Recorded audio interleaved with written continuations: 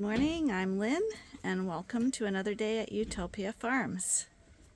Just as we start, Lynn, who bought a ram from us the other day and borrowed our box, just appeared. He's returning our box and is going to take his box back home with him. So that's good. So we got to load this one back in.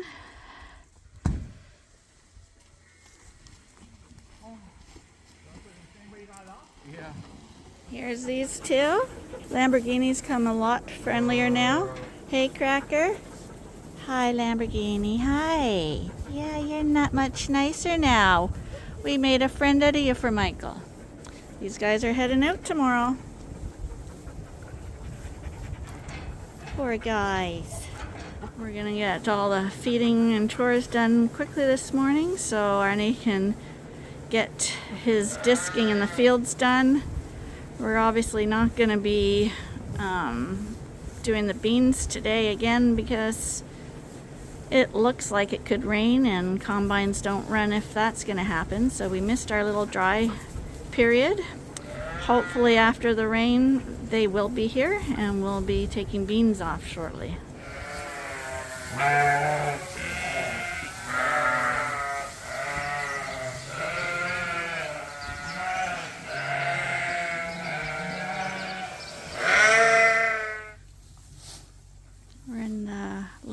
Barn and Monsters breeding group, and we got two of our little kittens here eating.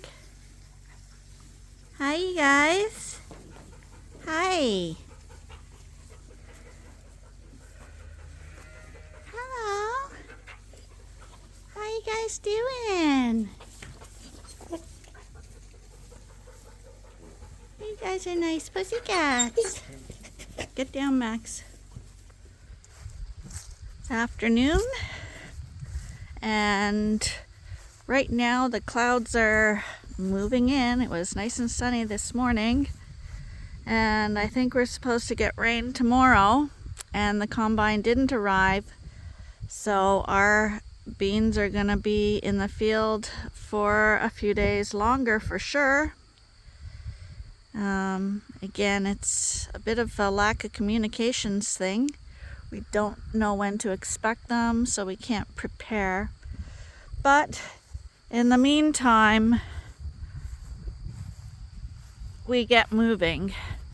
So Arnie's headed over to our neighbor's farm that we rent. And this is the field that Cody had burned off, meaning that he sprayed it with Roundup. It was an old hay field. The hayfield, it had to have been 8 years old, maybe more. And although there were still some grasses and alfalfa left in it, it was quickly being overtaken by noxious weeds, and we don't want that. It's actually it's a waste of labor working a field or harvesting a field that's more weeds than grass. So we made the decision in cooperation with the neighbor to get this field killed off. And right now Arnie has his disc out here and he's disking the whole field up.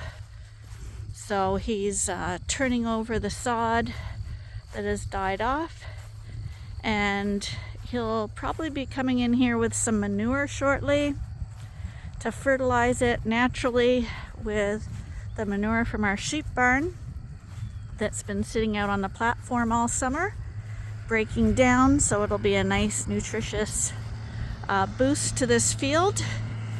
And then in the spring he'll come in, and I think we're gonna plant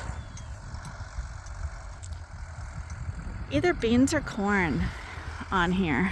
I'm guessing it's going to be beans, but looks like Arnie might be coming out, and I'm sure he will have something to say about that. This is going to be a bean field? Corn! I was wrong. Cornfield. Well, if you have beans, I could put beans on it, but since I don't have a proper bean planter, some of the beans, it'll be so rough as the sod, some of the beans will bounce on top of the ground. So you wouldn't get a real good population maybe. And corn actually does really good on this. Okay. So corn. I knew it was one or the other. Yeah, so that sod, that organic matter here, this here. So next spring, that sod will still be there, like upside down, and it'll actually hold the moisture, and the corn will do really well on that. And it'll be composting too. Okay, it's composting down, yes. Because I'm probably only going about 6 inches deep, and that's basically the topsoil. See, anything below that, you're into the clay, eh? And we don't want the clay. We want topsoil. So now with the rot down. This is a field that got killed by mistake and got replanted with alfalfa. We got a lot of weeds in it because it went really dry at the end of the summer, and we were afraid we would lose all the alfalfa. But show them which are the little alfalfa plants. Well, you can, right there. It's all in the roll. That's all pure alfalfa. So the stuff that kind of looks like clover is alfalfa. This shouldn't be here, dandelion. Dandelions are fine. They're And nutritious. this is a little bit of pigweed, but it shouldn't be this won't grow anymore this year, so it's just going to die off. And this is unwanted barley. So that would be one thing that I don't like about seeding in the fall, is you got the unwanted barley. It come out of the back of the combine, eh? And it regrew, eh? Now, the good thing with that is, if you had a snowstorm, the snow would lay right in it like that with a snow fence, like, and you'd have a good a little bit of cover. Good coverage. And how that's going to turn out, I don't know, because that's 20 inches high. That's our poor wasted barley there. You think the deer would be in that? So right now we're approaching the edge of where he's working at disking. Then we got the path. Then we got our new seeding field. And back here is the corn that we've been monitoring all summer long. And we're gonna go have a look at that with the leaves in the background there. This is the corn that we were measuring. If you recall, those of you who were around all summer long, we watched it as it got planted and as it grew, and we monitored how quickly it was growing. So you hear it? And you see the husk all coming off? So if you look at this, I'm thinking that corn is see how the kernels have come loose? I'm thinking it's quite dry. See, hear it? Isn't that a pretty corn? Yeah. And we're gonna come back and pick some of this for our porch to keep our moose nicely decorated. But the corn looks really, really nice. Good corn. And when the beards are all brown like that, you pretty well know the corn's done. And then the stalks all turn brown. There's still a little bit of green left, you can see. Yeah, I leave it. And even on the stalks back there, you can see a few green stalks. If you were combining this corn for silage, you want it all green. But this is green corn, so we want it all to go brown. It's too late for silage. Yeah. And it's too early for green corn. Yeah. So just let it dry down some more. Because for silage corn, you cut it when it's green. For grain corn, you cut it when it's totally dry. If you cut it too early, there's too much moisture in the corn kernels, and they will have to dry it, and drying means a lot of extra cost onto the farmer, so you want to dry down naturally as much as possible to avoid drying costs. This one's got all black at the end. No, that's this one too. No, that's bird damage. The birds have been picking at it. See how they bent that back? Yeah. The birds have been on that. You think it's a terrible waste, eh, just to have the cob and Yeah. destroy the whole plant. Yeah, it is. But that green is the one that holds all the value, eh? And you can't eat that unless you're a cow or a sheep or some type of livestock, because if you know what cornstarch tastes like, if you chew on that, this is exactly what it tastes like.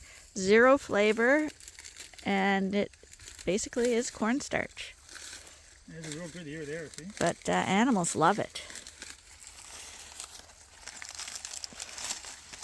Real good ear. There's lots of them in there that are coming out naturally even. Yeah. But when that husk comes off like that, you know it's drying down there. Now this one here's a little greedy yet, so it's a little bit more behind. But, yeah. And the water doesn't seem to affect it too much if you get rain. It doesn't really make it stays dry, so you can get 4 ton on every acre of rain.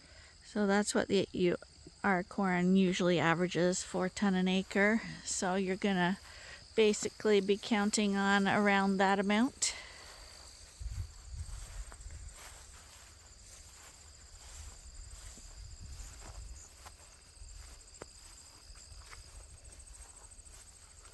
And all the cobs basically grow at the same level. It's the same height. Actually, they're higher inside. But every row is basically at the same level. Yeah.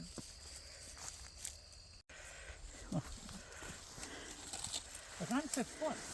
Those cobs, look how high those cobs are. Look. I always think if the cobs are up that high, it's been a good year. There are also cobs are down here, eh? Look at here. Look at that. Is that high? Sure is.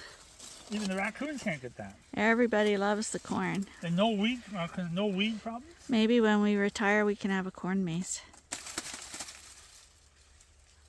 Okay, keep walking.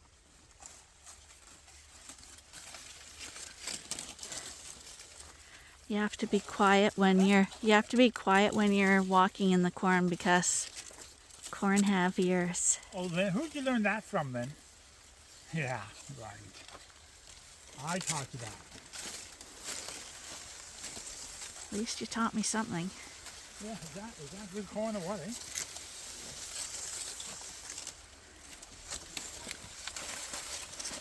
And some people will say, you see this plant here?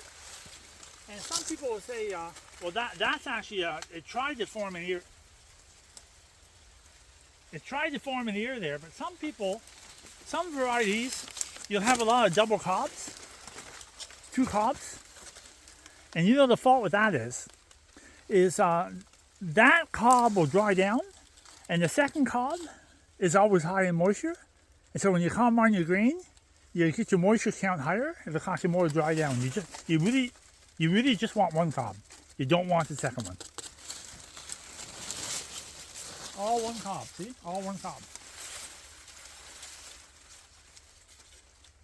You know how hard they are? Watch this. Hit a cob in your head here. Arnie, stop It it. actually hurts.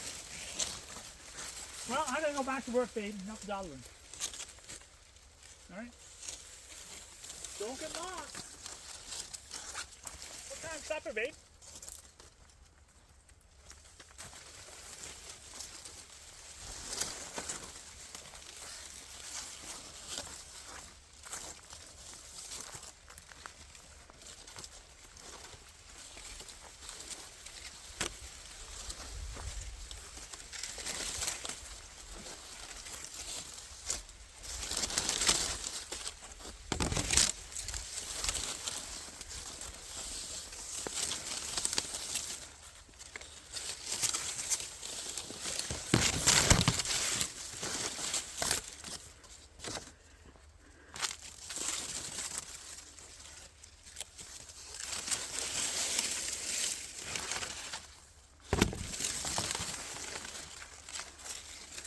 Ah, this is where the corn interlocked here, because he went up and down the field, and then on the edges he goes around. So you kind of have to work your way through at the end.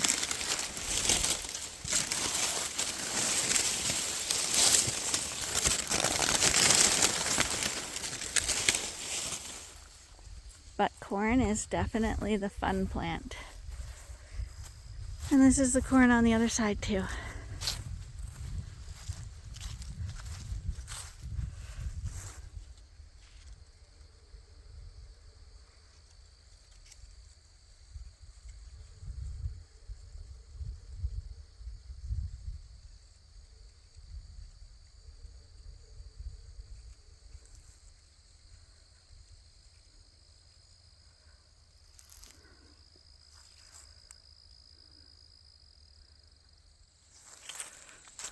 We're at the back of the cornfield now by a nice maple tree.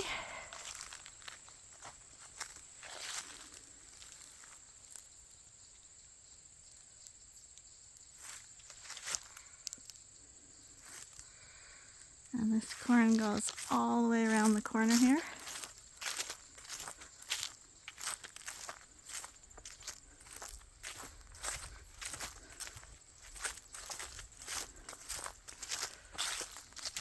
But the ground back here, this is at the back of the property, and the soil back here is more sandy, not as fertile, and you can see the stalks on the corn back here are really slender as opposed to the stalks at the front of the field. And they're also a lot shorter, and the cobs are a lot smaller. See, that's just a little baby cob.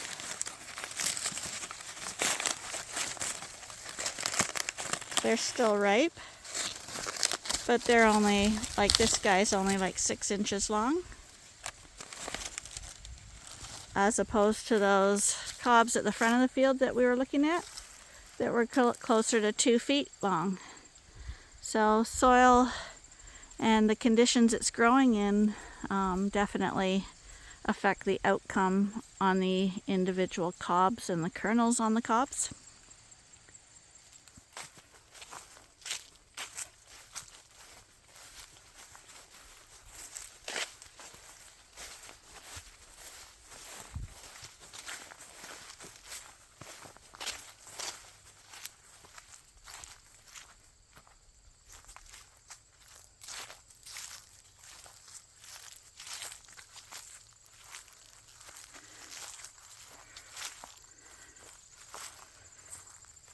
And those are the silos back home.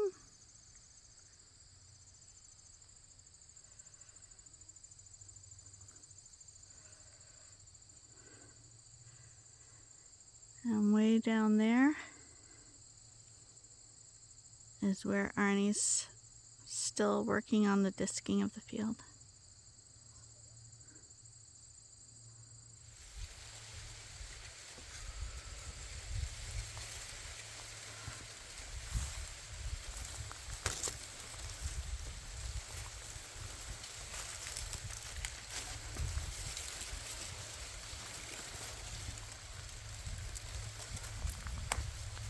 Right now the wind's blowing, and you can hear the sound through the corn.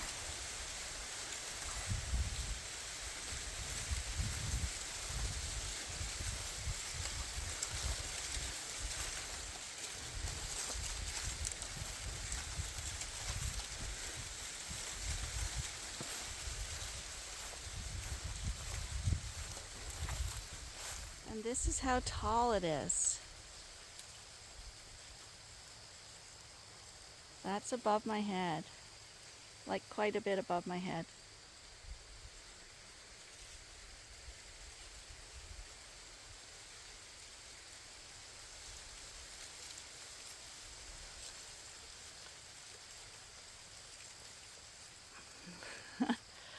Hard to get when you're filming yourself.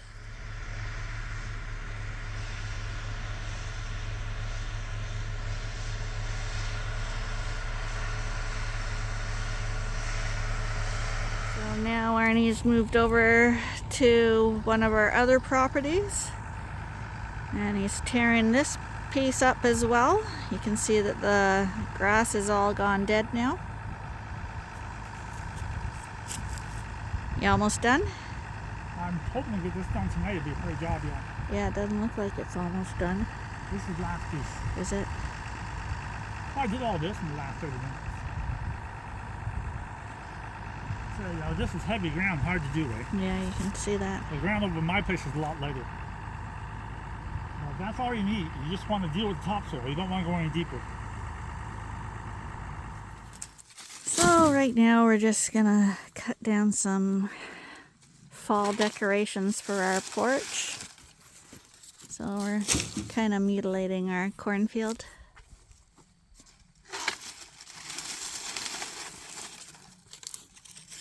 What do you want, babe? I don't know. I don't even know where we're gonna put it. Well, maybe we should quit now. Until you figure that out. Some of it will go around the moose. Maybe some around some of the posts on the porch.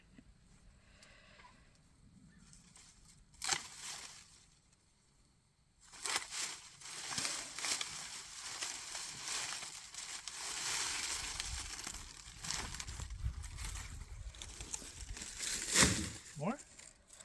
Yeah, well, I don't know. You do it all the time. I have no idea how many you need. I could be doing something else. They're doing this.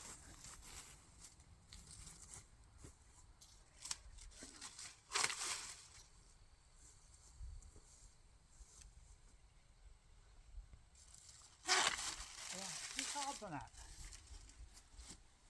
I thought all the ones you were picking had 2 Oh, cobs. 2 cobs again. Oh, I got a couple doubles there. Yeah, and back there you did. I thought you were doing that on purpose. There's nothing else. If you want more, we can come back next more. Okay, sounds good to me. Sounds like a plan. Do I need another job? Not really. Well, I got a little gift bag set up for Michael when he arrives tomorrow. And I've got to start on the porch decorations. We got to put the rest up when Arnie gets in. But we gave some of the double cobbers to the moose. And he's got his little Halloween decorations on. We got some lights for him as well. We've got to hook up the lights and everything. But on that note, I think we're gonna call that a day. So yeah, we're looking forward to seeing Michael tomorrow. It's kind of exciting. It'll be sad to see Cracker and Lamborghini go. They're beautiful sheep, and I'm hoping he's gonna be really happy with them. So stay tuned for tomorrow. It's gonna be an exciting day here, I think. Bye for now.